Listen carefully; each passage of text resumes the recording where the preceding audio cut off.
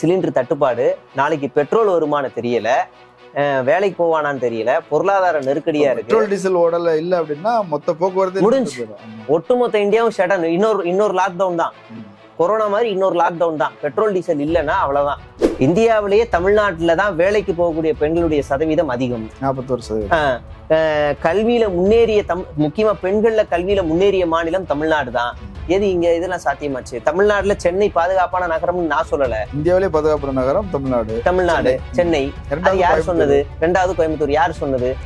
ஒன்றிய அரசு சொல்லி இருக்கு. ஒரு மாவட்ட செயலாளர் செந்தில்நாதன் ஒரு பொறுக்கி ஒரு பொண்ணுக்கு மாவட்ட செயலாளர் பதவி வாங்கி தரேன்னு சொல்லி வீட்டுக்குள்ள போய் தன்னுடைய காம இச்சைக்கு இணங்க சொல்லியிருக்காரு. இன்னைக்கு வரைக்கும் அந்த கட்சியில இருந்து அந்த பதவியில இருந்து அந்த ஆளை தூக்குனியா இல்லையா? நாமக்கல்ல ஒரு அறைக்குள்ள சர்வதேச மகளிர் தினம் ரொம்ப ரகசியமா யாரும் வராங்களா, மீடியா எல்லாரையும் வெளியே அனுப்பிடுறான். ஏன்னா அந்த செந்தில்நாதனை கட்சியில இருந்து தூக்கிட்டதா ஒரு அனௌன்ஸ்மெண்ட்டை கொடுத்துட்டாங்க. இனிமே ஒரு வேலை செய்யக்கூடாது. ஆனா அவர் தலைமையில தான் அங்க நடக்குது. மகளிர் தினம், சர்வதேச மகளிர் தினம் இந்த பாலியல் பொறுக்கி தலைமையில நடக்குது. நீ எல்லாம் பெண்கள் பாதுகாப்புல நீ பேசலாமா? சரி, உன் சொந்த வாழ்க்கைக்கு வந்தா நாரி போச்சு. உன் சொந்த வாழ்க்கை நாரி போச்சு. நீ பெண்கள் பாதுகாப்பு பத்தி பேசலாமா? விமன் ஹராஸ்மெண்ட் பண்ணிருக்க, அடிச்சிருக்க, துன்புறுத்தி இருக்க, மன அளவுல கொடுமைப்படுத்தி இருக்க. அரண்சை நண்பர்களுக்கு வணக்கம். அரண்சை ஊடகம் சுயேட்சையாக இயங்குவதற்காகவே உருவாக்கப்பட்டது. நாம் செய்கிற வேலை உண்மையிலேயே மக்களுக்காக செய்கிறோம் என்பதை நீங்கள் நம்பினால், வாய்ப்பு இருந்தால் இந்த ரேசர் பே கியூஆர் கோடுக்குள்ளே நீங்கள் அதை ஸ்கேன் பண்ணி எங்களுக்கு உங்களால் இயன்றதை விருப்பம் இருந்தால் ஆதரவு தெரிவிக்கலாம். அரண்சை நேயர்களுக்கு வணக்கம். நான் மதன் அறிவுலகன்.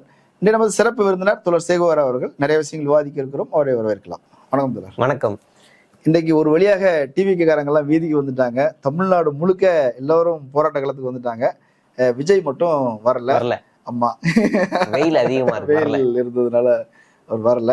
மற்றபடி எல்லாரும் வந்திருக்கிறாங்க. அவரு டாக் பேக் நீயா நான மாதிரி பின்னாடி இருந்து அப்படி பேசி சொல்லிக்கிட்டே இருப்பாரு. வீட்டுல இருந்து இதை பேசுங்க, கோபிநாத்துக்கு சொல்லுவாங்க. அது மாதிரி இவர் சொல்லிக்கிட்டே இருப்பாரு வீட்டுல இருந்து. அதுல இருந்து இவங்க புரட்சிகர வார்த்தைகளை கண்டுபிடிச்சு பேசுவாங்க. அதுல இப்ப இன்னைக்கு சென்னையில தான் ஓரளவு தலைவர்கள் எல்லாம் கலந்துக்கிட்டாங்க. ஆதவர்ஜுனா, புஷி ஆனந்த். அது ஒண்ணு. இது போராட்டம் இல்ல, ஆர்ப்பாட்டம். நீ பர்மிஷன் கொடுக்கலங்கிறாங்கல்ல, பர்மிஷன் வாங்கி முறையா ஆர்ப்பாட்டம் நடத்துறாங்க. ஓகே. தமிழக அரசு தாவேகாவுக்கு எந்த மாநிலத்திலயும் மாவட்டத்திலயுமே மாநில அளவில் மாவட்டத்திலும் பர்மிஷன் கொடுக்கல, பேனர் எடுக்க சொல்றேன்றாங்கல்ல. இன்னைக்கு ஒரு லாரியவே அந்த சந்துக்குள்ள குறுக்க இப்படி நிப்பாட்டி, எனக்கு தெரிஞ்சு மேடை தான் போடுவாங்க இவங்க மட்டும். லாரியை நிப்பாட்டி, லாரி பஸ்ஸை நிப்பாட்டி பண்ற அளவுக்கு ஒரு பர்மிஷன் கொடுத்துருக்காங்க. காவல்துறைக்கு கண்மையா வண்டிக்கிறேன். இப்படி நீங்க அலோவ் பண்ணக்கூடாது. எல்லா கட்சிக்கும் இதை கொடுத்தே ஆகணும். ஆனா அவங்களுக்கு பர்மிஷன் எல்லாம் வாங்கிதான் இன்னைக்கு பண்றாங்க. பர்மிஷன் வாங்கி பண்ணிக்கிறாங்க. ஆனா அவங்க ஒண்ணு சொல்றாங்க, எங்க தலைவரை வெளியே வரவிடாம தடுக்கிறதுக்கு SOP கொண்டு வந்திருக்கிறாங்க. அதனால வெளியே வர முடியல, பிரச்சாரம் பண்ண முடியல. இது ஒண்ணு. அடுத்தது சாதி வாரி கணக்கெடுப்பு நடத்தணும் அப்படின்னு ஒண்ணு சொல்றாங்க. திடீர்னு சொல்றாங்க. எனக்கு ஆச்சரியமா இருந்தது. அவங்க 2-3 வருஷம் ஆச்சு, இப்பதான் திடீர்னு சொல்றாங்க. அது என்ன காரணம்? அடுத்ததாக சட்டம் ஒழுங்கு சரியில்லை, அதை சரி செய்யணும். 3 விஷயத்தை நாங்கள் முதன்மைப்படுத்தி போராட்டம் நடத்துறோம் அப்படின்னு சொல்லியிருக்கிறாங்க. தமிழ்நாடு முழுக்க இந்த போராட்டம். இந்த சட்ட ஒழுங்கு கூட இன்னைக்கு ஒரு வகையில் நீ எடுத்து பேசலாம். மீதி இந்த 2 இருக்குல்ல, நீ அந்த சட்ட ஒழுங்கு கூட நீ பேசுறதுக்கு தகுதி இல்ல. பேச வேண்டியது கூட்டணி கட்சிகள்ல இருக்க தொடர்ந்து அரசாங்கத்துக்கிட்ட பேசுறவங்க, வேலை செய்யறவங்க அவங்க பேசுவாங்க. நீ ஏன் பேசுறன்னு எனக்கு ஒன்னும் புரியல. அதுக்கு ப்ரூஃபோட பாயிண்டோட சொல்றேன். 2வது, பெண்கள் பாதுகாப்புல நீ பேசுற பத்தியா, அதுதான் எனக்கு இன்னும் ரொம்ப பெரிய ஆச்சரியமா இருக்கு. SOP வருவோம். SOP போட்டது யாரு? அது நீதிமன்றம் சொல்லி அரசாங்கம் போட்டுக்குது. இவங்க தான் போட்டது. தாவேகா தான் SOP போட்டு எல்லா கட்சிக்கும் சமமானது கொடுங்கன்னு சொல்லி இவங்க தான் போட்டாங்க. வழக்கை இவங்க தான் போட்டது. போட்டுட்டு இதுல என்ன தீர்ப்பு வந்துருச்சுன்னா இவங்களுக்கு பாசிட்டிவா வரல. அது எப்படி பாரம்பரியமான கட்சின்னு ஒண்ணு இருக்கு, அவங்க பண்ணிக்கிட்டு இருக்காங்க. நீ திடீர்னு வந்தோடனே உனக்கு எல்லாமே கொடுக்கணும்னா நீ பண்ண முடியுமா அப்படின்னு. ஆனா அரசு தரப்புலயே வைக்கிறாங்க. இவங்களுக்கு ஆரம்பத்துல நாங்க எல்லா பர்மிஷனும் கொடுத்தோம், இவங்க இப்ப பண்ண அலுசாட்டியம் இருக்குல்ல, எங்களுக்கு விசாலமான இடம் கொடுத்தா நல்லா அமைதியா இந்த பாதிரியார்கள் கூட்டம் மாதிரி அமைதியா நடத்திட்டு போயிடுவாங்க. மத ஊர்வலமா, அதாவது ரத யாத்திரை மாதிரி அமைதியா நடத்திட்டு போயிடுவாங்கன்னு நினைச்சா, அப்படிதான் விக்கிரவண்டின்னு ஒரு பெரிய கிரவுண்டை கொடுத்தோம். அந்த கிரவுண்டையே குழி தோண்டி ஆக்கிட்டு போயிட்டாங்க. மதுரை மாநாட்டுக்கு ஒரு பெரிய இன்னும் விசாலமான இடம், எனக்கு தெரிஞ்சு மதுரை மாநாட்டுக்கு கொடுத்த இடம் மாதிரி வேற எந்த கட்சிக்குமே இருக்காது. அவ்வளவு பெரிய ஏக்கர் கொடுத்தா அந்த இடத்துலயும் அவ்வளவு அநியாயம் பண்ணி அனுசாட்டியம் பண்ணி உடச்சு விட்டு போயிட்டானுங்க. இதுக்கு மேல இவங்களுக்கு நல்ல பரவலான இடம் கொடுக்கணும்னா பாலைவனம் தான் கொடுக்கணும். அதுதான் சரியான இடமா இருக்கும். அங்கேயும் ஒட்டாங்க பார்த்தாங்கன்னா மேய்ஞ்சிருவானுங்க, அதனால கொடுக்க முடியாதுன்னு பாயிண்ட் வச்சிருக்கலாம். அப்ப இந்த எஸ்ஓபி போட்டது இவங்க தான், சாதகமா இவங்களுக்கு வரலன்னு சொல்லி தீர்ப்பும் எதிர்த்து போராடுறானுங்க. இந்த சீமான் பண்ணார் தெரியுமா, மலைகளில் ஆடு மாடுகள் மேய்க்க விடணும், அனுமதி கொடுக்கணும்னு, அதை ரத்து பண்ணணும், தடை பண்ணணும்னு போராட்டம் நடத்துனது, கேஸ் போட்டதே அவன் கட்சியில இருக்க ஒரு ஆளு தான். அந்த ஆளே வந்து போராட்டம் நடத்தினார்ல, அதே ஃபார்மெட் தான் இது. அதே மாதிரி நீங்க வந்து இப்ப வந்து இவங்களே எஸ்ஓபி கொண்டு வரணும்னு சொல்றது, இப்ப எஸ்ஓசிபி கொண்டு வந்தோடனே இப்ப வேண்டான்னு ஒரு போராட்டம் நடத்துறது. இங்க ஊருக்குள்ள எவ்வளவு பிரச்சனை இருக்கு, சிலிண்டர் தட்டுப்பாடு, நாளைக்கு பெட்ரோல் வருமானு தெரியல, வேலைக்கு போவானான்னு தெரியல, பொருளாதார நெருக்கடியா இருக்கு. பெட்ரோல் டீசல் ஓடல இல்ல அப்படின்னா மொத்த போக்குவரத்து முடிஞ்சு, ஒட்டுமொத்த இந்தியாவும் ஷடன். இன்னொரு லாக்டவுன் தான், கொரோனா மாதிரி இன்னொரு லாக்டவுன் தான். பெட்ரோல் டீசல் இல்லைன்னா அவ்வளவுதான், வேற வழி இல்லை. எல்லாரும் மறுபடியும் ஒர்க் ஃப்ரம் ஹோம் போவானுங்க, இல்லைன்னா மெட்ரோல ஃபுட்போர்ட் அடிச்சுட்டு போக வேண்டிய நிலைமை வரும்.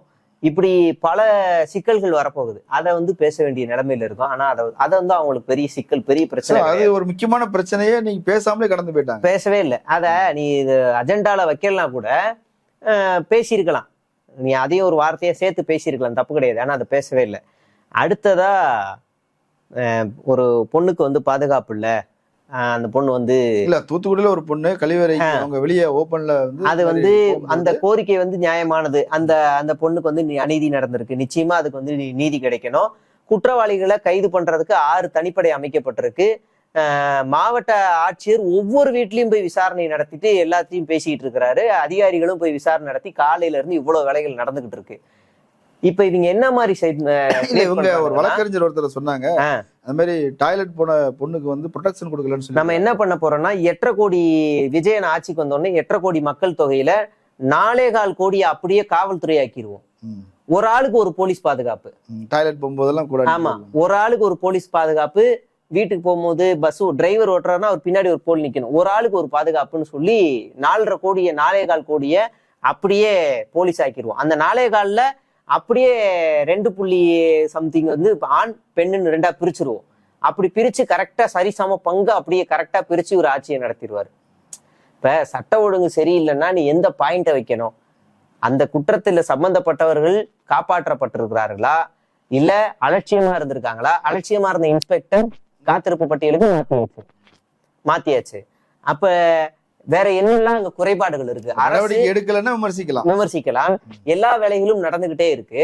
இன்னொரு ஒரு அபாயமான குற்றச்சாட்டு, அங்க வந்து கழிப்பறையே இல்லாத ஒரு சூழலை உருவாக்கி சொல்றாரு. தமிழ்நாட்டுல கழிப்பறை இல்லாத கிராமத்தை ஒரு ப்ரூஃபோட பேசணும். அந்த கிராமத்துல இருக்கா இல்லையான்னு ஒரு ப்ரூஃபோட பேசணும். இன்னைக்கும் நீங்க வந்து இந்த தாய் கிழவின்னு ஒரு படம் வந்துச்சுல்ல, அந்த படம் வந்து விக்ரமங்கலம், கோயில்பட்டி, உசிலம்பட்டி அந்த ரோடு அந்த ஏரியால இருக்க கிராமங்கள்ல தான் ஃபுல்லா நடக்குது.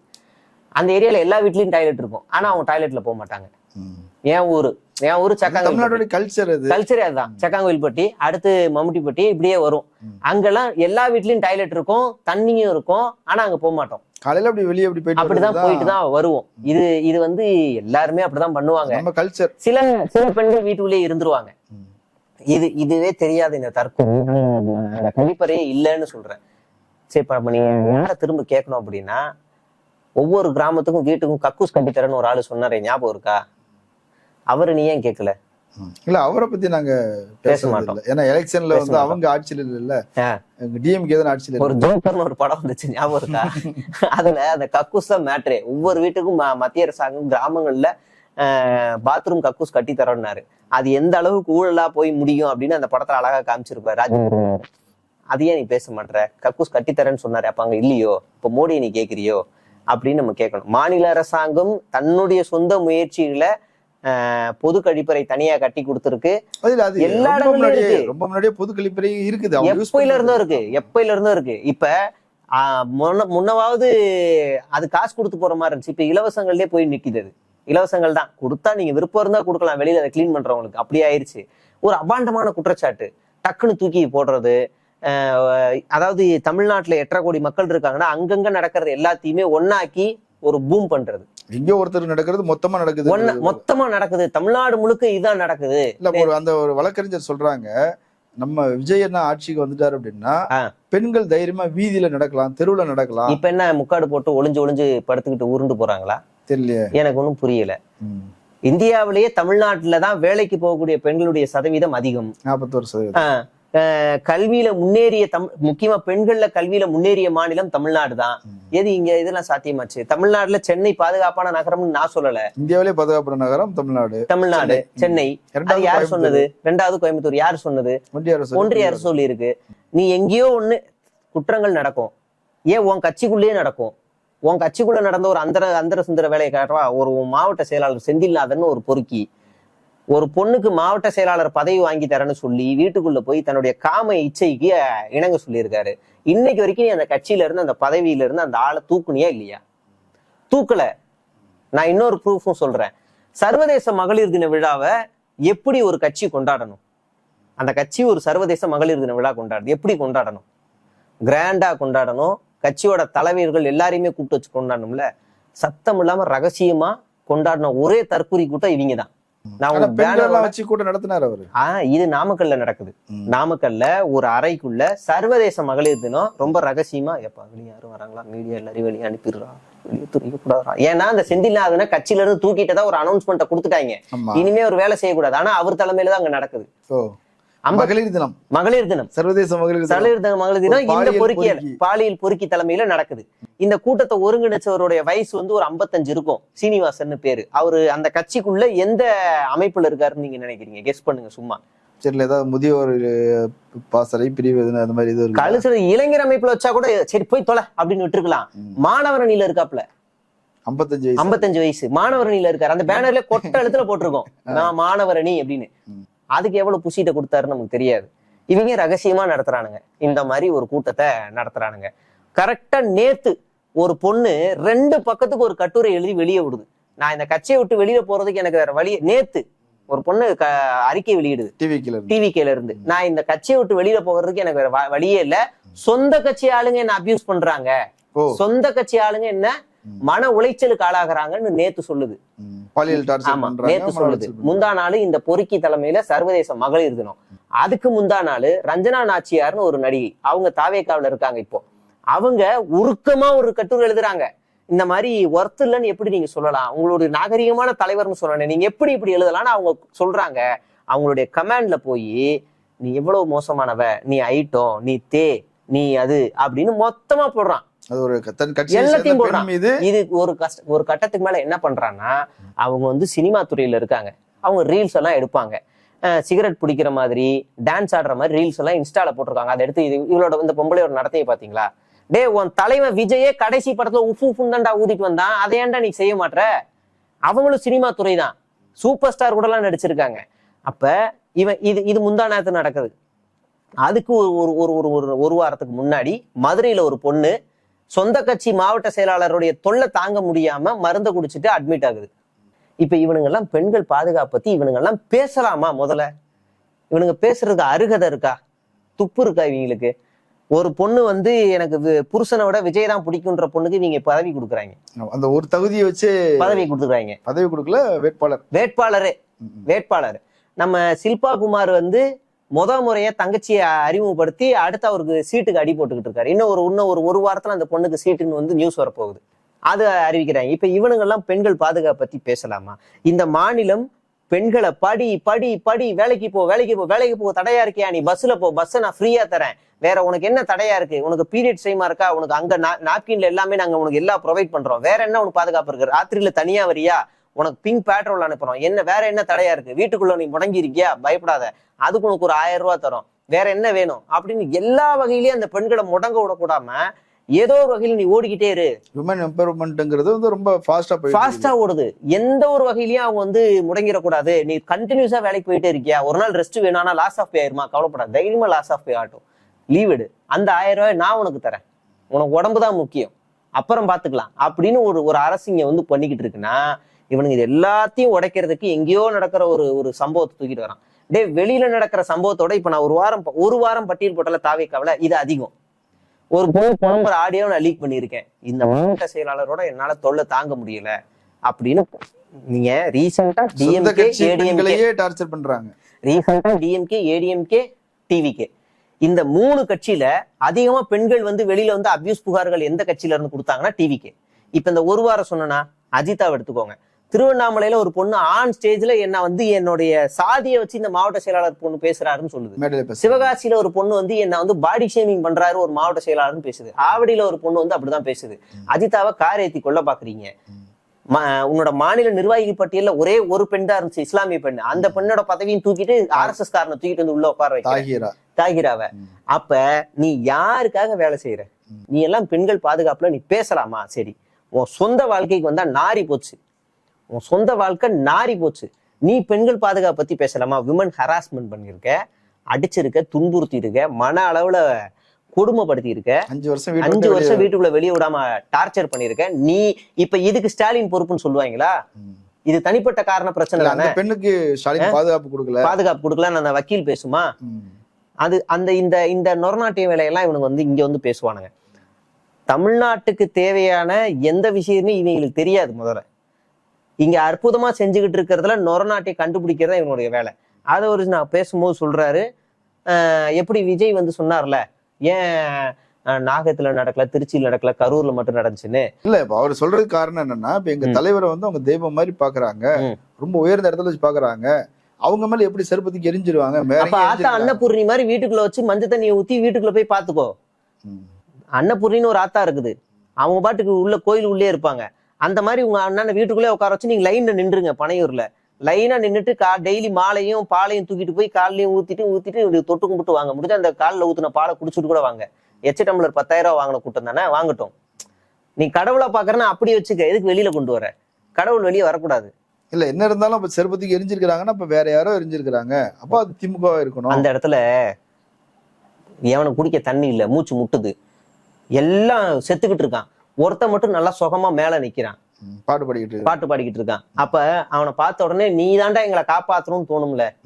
நீதான் சேஃப் ஜோன்ல இருக்க, நீதான் சேஃப் ஜோன்ல இருக்க, உன்னாலதான் எங்களை காப்பாற்ற முடியும். உன்கிட்ட தான் கம்யூனிகேட் பண்றதுக்கு ஒரு சிஸ்டம் இருக்கு, இதை வச்சுதான் நீ பண்ண முடியும். நீ நினைச்சா இங்க இருக்கவங்களை ஏதாவது ஒரு 4-5 பேரை காப்பாற்ற முடியும். அப்படின்னா அவன் இங்க இருந்து எதை வச்சு அடிப்பான்? கல்ல விட்டு அடிச்சா உனக்கு அடிப்பட்டு செத்துற மாட்டியா?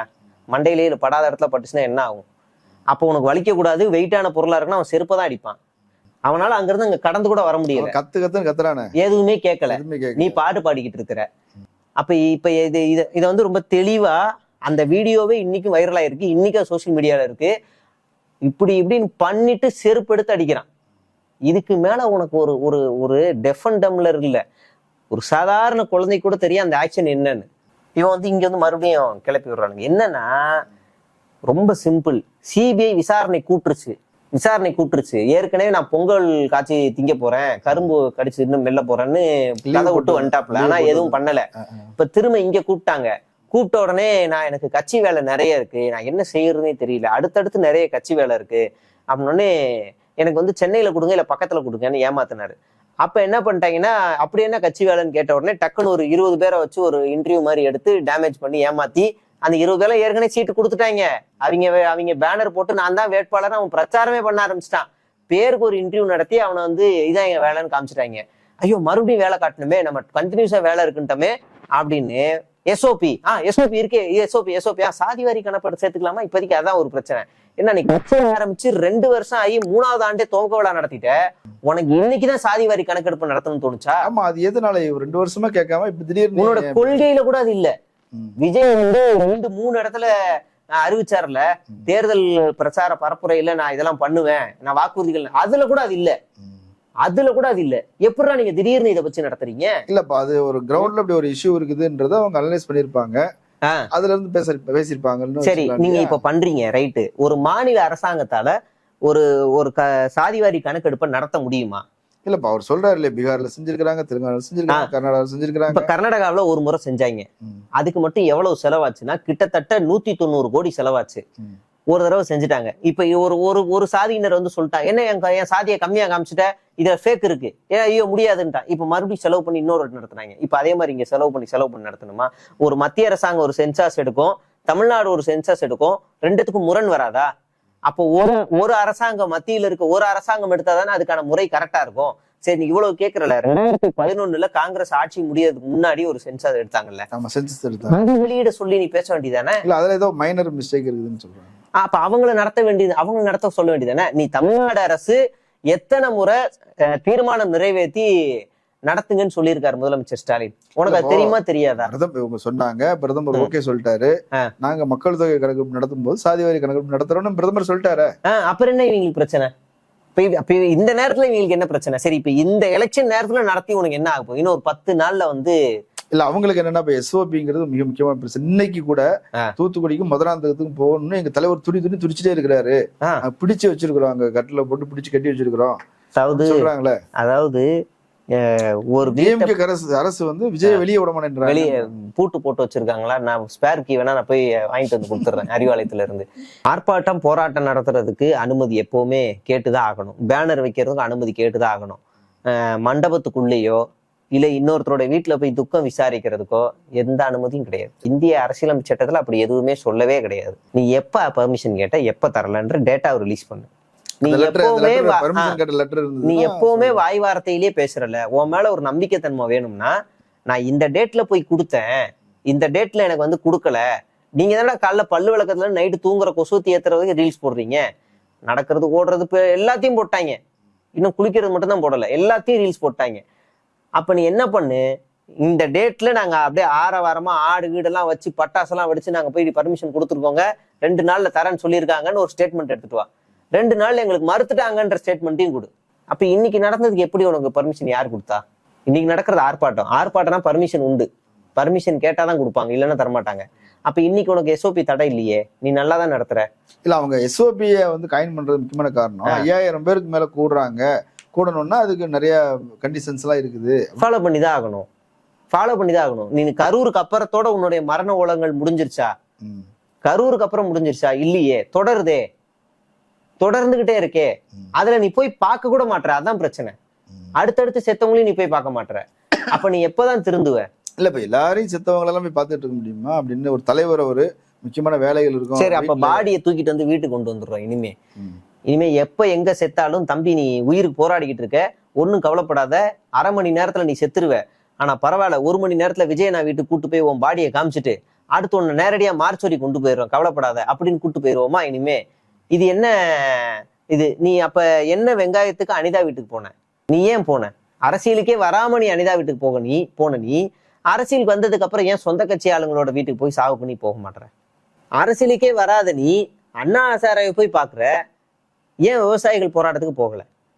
ஆனா விவசாயிகளை பத்தி எனக்கு வந்து நான் அடுத்த ஜென்மத்துல விவசாயிகளா பிறக்கணும். நீ இந்த ஜென்மத்திலே போயிருக்கலாமே ராஜா, விவசாயம் பண்ணலாமே, இன்னைக்கே பண்ணலாமே, நாளைக்கே பண்ணலாமே, உன் தோட்டமே பெருசா தானே இருக்கு, இன்னைக்கே பண்ணலாமே, ஏன் போகல? அப்ப இது எல்லாம் பித்தலாட்டத்தோட வடிவம் தானே. இவங்க இந்த இந்த இந்த சென்சாருக்கே வருவோம். சென்சார்ல யாருக்கு அதிகாரம் இருக்கு? சரி, நீ மாநில அரசாங்கத்தை கேள்வி கேட்கறனா, மத்திய அரசாங்கத்தையும் நீ சேர்த்துல கேள்வி கேட்கணும். மத்திய அரசாங்கம் சேர்த்துல கேள்வி கேட்கணும். சரி, உனக்கு இப்ப இதனால என்ன? இப்ப ஒண்ணு இல்ல, இப்ப ஒரு அஷூரன்ஸ் கொடுப்பான இவன் விஜய் வந்தோடனே, ஆட்சிக்கு வந்தோடனே ஃபர்ஸ்ட் திட்டமே சாதிவாரி கணக்கெடுப்பு தான் அப்படின்னு எடுக்கிறோம்.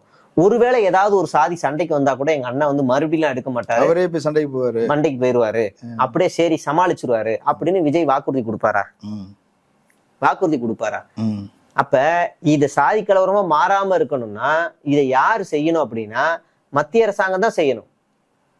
சென்சாரோட சேர்த்து சாதி வாரி கணக்கெடுப்பும் சேர்த்து அவங்க தான் நடத்த முடியும். அதிகாரமும் அவங்ககிட்ட தான் இருக்குது. அதிகாரமும் அவங்ககிட்ட தான் இருக்கு. அதைத்தான் ஏத்துக்கும். இவனுங்களுக்கு இந்த அடிப்படை அறிவு என்ன புரியுறது? சட்ட ஒழுங்குனா என்னன்னு இவங்களுக்கு பேசி புரியுது. ஒருவேளை வன்னியர்களுடைய ஓட்டு வங்கி, பாமகவுடைய ஓட்டு வங்கி அதை கேப்சர் பண்ணணும். ஏன்னா பாமகவுடைய பெல்ட் அப்படி இருக்குது, ஆமா, அதை கேப்சர் பண்ணணும் அப்படிங்கிறதுக்காக அப்படி செய்யறாங்களா? பாமக தேவர் ஓட்டு எல்லாத்துக்கும் சேர்த்து கூட இவங்க புரிய வைப்பானுங்க. பாருங்க, நாங்க தான் போராடணும். ஒண்ணும் இல்ல, இந்த வக்ஃபு போராட்டத்துக்கு 15ஆவதா 14வது ஆளா தானே நீங்க போய் சொருவினானுங்க. சொருவிட்டே நாங்க தான் போராடணும். ஒரே தலைவர், இந்தியாவிலே ஒரே தலைவர் நானுங்களா? அதுக்கு முன்னாடியே அவங்க எத்தனை பேர் அங்க கேஸ் ஃபைல் பண்ணாங்கன்னு நமக்கு தெரியும். அந்த மாதிரி இவங்கெல்லாம் கேட்கல, நாங்க தான் பெரிய ஆர்ப்பாட்டமா நாங்க தான் நடத்தணும்னு இவங்க குதிக்கிறதுக்கு தான் இந்த வேலை எல்லாமே. இது சும்மா சிபிஐ ரைடுக்காக பயந்து நடத்துற ஒரு நாடகம், அவ்வளவுதான். இதுல எந்த ஒரு இதுவும் கிடையாது. சிபிஐ கூட ஏன் குத்துச்சுன்னா, திடீர்னு கொஞ்ச நாளா இவங்க என்ன பண்ணிட்டாங்கன்னா, சில்பா குமாரும் நம்ம ஆதவனும் அது ஜான் ஆரோக்கியம் அவர் டீமும் என்டிஏ கூட்டணி விஜயை கூப்பிடுது, பவன் கல்யாண் புரோக்கரா இருக்காரு இப்படின்னு ஒரு நரேட்டிவ் செட் பண்ணிட்டாங்க. ஆனா தகவலை அவங்கதான் லீக் பண்ணது. ஆனா அப்படி கூப்பிடவே கிடையாது, கூப்பிடவே இல்லை. இவங்க எல்லாம் சும்மா செட் பண்ணிட்டானுங்க. ஏன் என்ன பிரச்சனைனா, தேமுதிக வரல, நம்பி இருந்த காங்கிரஸ் கழுத்தறுத்து விட்டுருச்சு. கூடவே இருந்த முஸ்தபா முஸ்லீம் லீக் அவரு என்ன பண்ணிட்டாருன்னா நோன்பு கூட்டு போற நேரத்துல தாலி எடுத்துட்டாரு. அப்ப இவங்க அனாதை ஆயிட்டாங்க. ஐயோ, இதை விட அசிங்கம் வேற எதுவுமே இல்ல, சொந்த வாழ்க்கையிலயும் நாசமா போச்சு, கட்சி வாழ்க்கையும் நாசமா போச்சு. சரி நம்ம என்ன பண்ணுவோம், என்டிஏ கூப்பிடுறாங்க, அந்த என்டிஏல இருந்து அவரு கூப்பிடுறாங்க, இவரு கூப்பிடுறாங்க, நம்ம கிளப்பி விடுவோம். கிளப்பி விட்டதுக்கு அப்புறமா கூட்டணி என்று நாங்கள் கொள்கை தலைவர்களோட கொள்கை கட்சி கொள்கை எதிரியோட கூட்டணியே இல்லை அப்படின்னு நம்ம வந்து தனியா நிற்போம், அப்படி ஒரு பில்டப்பை ரெடி பண்ணுவோம்னு இவங்க ஆசைப்பட்டாங்க. இது என்டிஏக்கு ட்ரிகர் ஆயிடுச்சு. என்டிஏல பாஜக ஒரு எப்போ ஒரு முடிவு போயிருச்சு, இனிமே இவனெல்லாம் கூப்பிட வேணாம், வேஸ்ட்டு, நாம வந்து தனியாவே பார்த்துக்கலாம், பிரச்சனை இல்லை அப்படின்னு அவங்க ஒரு முடிவு போயிட்டாங்க. அதனாலதான் ஏடிஎம்கே இறங்கி அடிக்க ஆரம்பிச்சிருச்சு. நீங்க 2 பேருக்கும் தெரியும், 2 பேரும் வரமாட்டாங்கன்னு. இந்த நெரேட்டிவ் செட் பண்ணது பாஜகவுக்கு ட்ரிகர் ஆயிடுச்சு. ஓ, நீ என்ன நோண்டி பாக்குறியான்னு சிபிஐ கோத்து விட்டாங்க வாப்பான்னு. அதுக்கப்புறம் போய் கெஞ்சுறாரு, சென்னை பக்கத்துல வச்சுக்கலாமா, தாந்தோன்றி மலையில ஒரு அலுவலகம் இருக்கு அங்க வச்சுக்கலாமா அப்படின்னு. மூடிட்டு 15ஆம் தேதி வா அப்படின்னு அனுப்பிச்சு விட்டாங்க. இப்ப 15ஆம் தேதி போகணும். உடனே இவங்க அடுத்து கிளப்புறாங்க, செந்தில் பாலாஜியை கூப்பிட்டாங்க, சம்மன் அமிச்சாங்க, அவர் அதை ரிஜெக்ட் பண்ணிட்டாரு, செந்தில் பாலாஜி பயன்ட்டாருன்னு அடுத்த நெரேட்டிவ் இந்த டீம் தான் செட் பண்ணுச்சு. அவர் ரொம்ப தெளிவா சொல்றாரு, டே என்ன கூப்பிட்ட டேட்டே இது இல்லடா, 21டா, நான் கூப்பிட்டாங்கன்னா என்கிட்ட இருக்க ப்ரூஃப் எல்லாம் கொண்டு போய் கொடுத்துருவேன். இப்போ வரைக்கும் சிபிஐ விசாரணையில ப்ரூஃபே கொடுக்காத ஒரு தற்கொலை கூட்டம் இவங்க தான். ஸ்கூல்ல லப்பரை காணோம் அப்படின்னா மிஸ்ஸி கேட்பாங்களா, எனக்கு அவன் தான் திருடி இருப்பான் மேஷ் அப்படின்னு நினைக்கிறேன் மேஷ் அப்படின்னு நீங்க போய் சொல்ல, அந்த மாதிரி நீங்க போய் விசாரணையை ஹேண்டில் பண்றானுங்க. செந்தில் பாலாஜி ரொம்ப தெளிவா இருக்காரு, என் லப்பரு இந்த நம்பர் போட்டிருக்கோம், இந்த இடத்துல தேஞ்சிருக்கோம், அவன் பேக்ல அந்த இடத்துல இருக்குன்னு அவர் ப்ரூஃபோட போய் கொடுக்க போறாரு. இப்ப இவங்க மாட்ட போறானுங்க. இந்த மாதிரி இவனுங்க ஸ்கூல் சண்டை மாதிரி நினைச்சு சிபிஐ விசாரணை நடத்துறானுங்க. விஜய்க்கு எதுவும் தெரியல, மாட்டிக்கிட்டாரு. ஒரு ரேஞ்ச் அப்படிதான், ஓம் சித்தி பராசக்தி, திமுக ஒரு தீய சக்தி, இந்த மாதிரி 1ஆம் கிளாஸ் 2ஆம் கிளாஸ் பசங்க அப்படிதான் பண்ணி வண்டியை வந்து ஓட்டு இன்னைக்கு ஒரு ஆர்ப்பாட்டத்தை பேருக்கு ஒரு ஒப்பேத்திர ஆர்ப்பாட்டத்தை நடத்திக்கிட்டு போயிட்டாங்க. ரொம்ப சிம்பிளா இன்னொரு கேள்வி கேட்போம், திமுக மாநிலம் முழுவதும் ஆர்ப்பாட்டம் அப்படின்னு நடத்தும். அப்படி நடத்துற ஆர்ப்பாட்டத்துல ஒவ்வொரு மாவட்டத்திலயும் ஒவ்வொரு அமைச்சர்கள் இருப்பாங்க. குறைஞ்சபட்சம் ஒரு 2-3 அமைச்சர்கள் ஒரே இடத்துல இருப்பாங்க. மாவட்ட செயலாளர்கள் இருப்பாங்க, அந்த அமைச்சர்கள் எல்லாருமே இருப்பாங்க. இவங்க டிராவல் பண்ணி போறது கூட சோம்பேறித்தனை பட்டுக்கிட்டு சென்னையிலே எல்லாரும் ஒன்னமா மொத்தமா நின்று ஒரு ஆர்ப்பாட்டம் நடத்துறானுங்கன்னா, இவங்கள மாதிரி ஒரு தற்கொலை கூட்டத்தை எங்கேயாவது பாத்துருக்குமா? எங்கேயுமே போகல, எவனுமே போகல, எல்லாம் தனித்தனியா. தலைவர்கள் யாரும் போகவே இல்லை. தலைவர்கள் எல்லாம் மேடையில இங்க நிக்கிறாங்க. நீங்க புஷி ஆனந்த் எஸ்ஓபி பத்தி ஒரு 10 நாள் ஒரு 10 வரி பேச சொல்லுங்க, சரி முடிஞ்சு.